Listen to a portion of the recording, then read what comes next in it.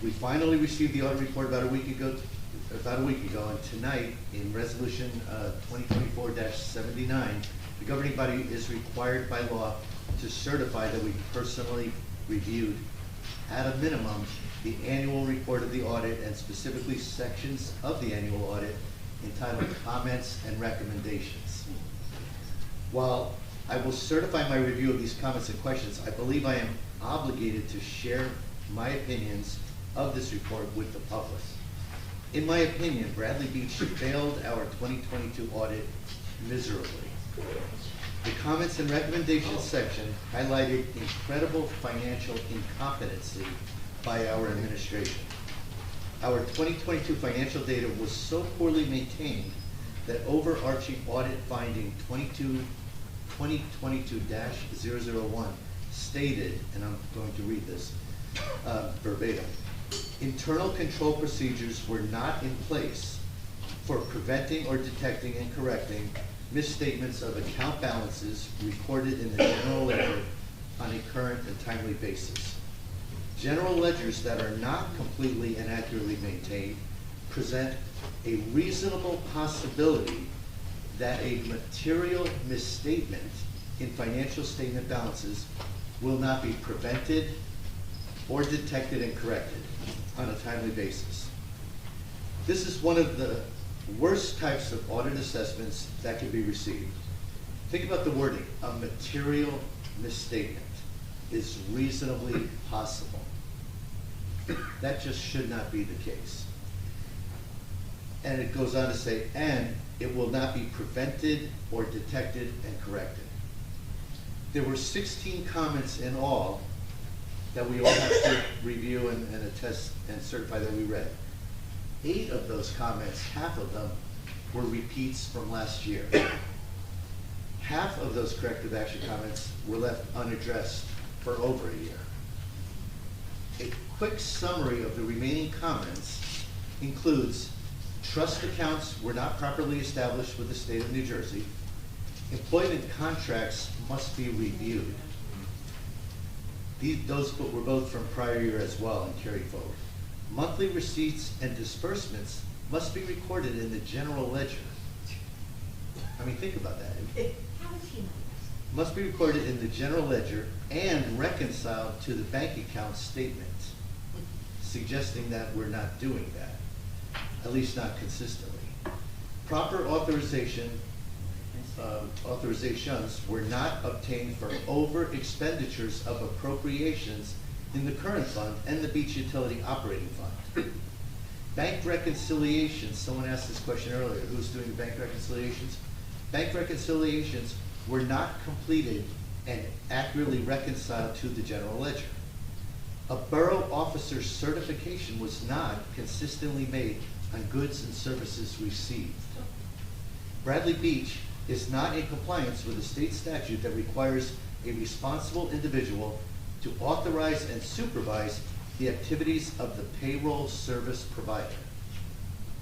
To make matters worse, as of the year-end 2022, the auditor was unable to balance our cash on hand to the general ledger.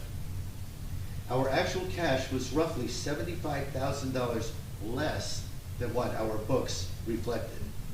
Said another way, the auditor couldn't account for $75,000. And when you have access to the report, this is referred to as miscellaneous reimbursements in Exhibit A-4. Even more discouraging, and this is, a very serious concern of mine personally, even more discouraging, the auditor confirmed that in 2022, the borough did not pay ourselves back $1 million that we borrowed from our surplus.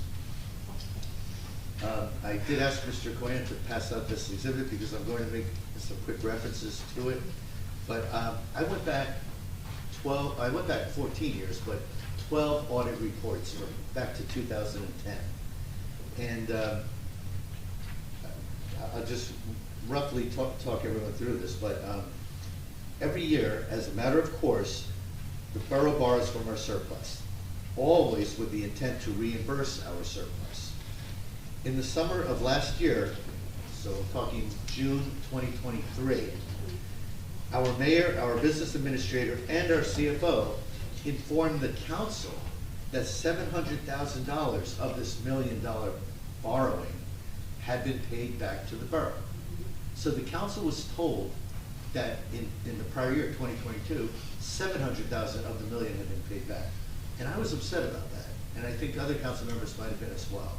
But because we all thought we dipped into our surplus $300,000.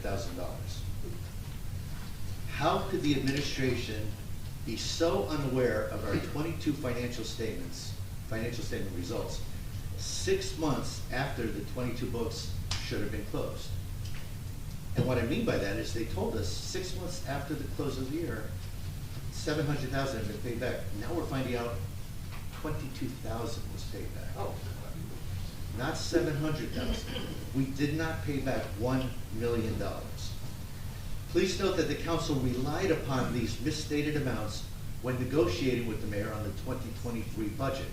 I personally pushed very hard to find out what was the amount that we had reimbursed, replenished our surplus, because I felt that was at least a rule of thumb, a guideline, something I could use to estimate what the subsequent year, 2023, might be.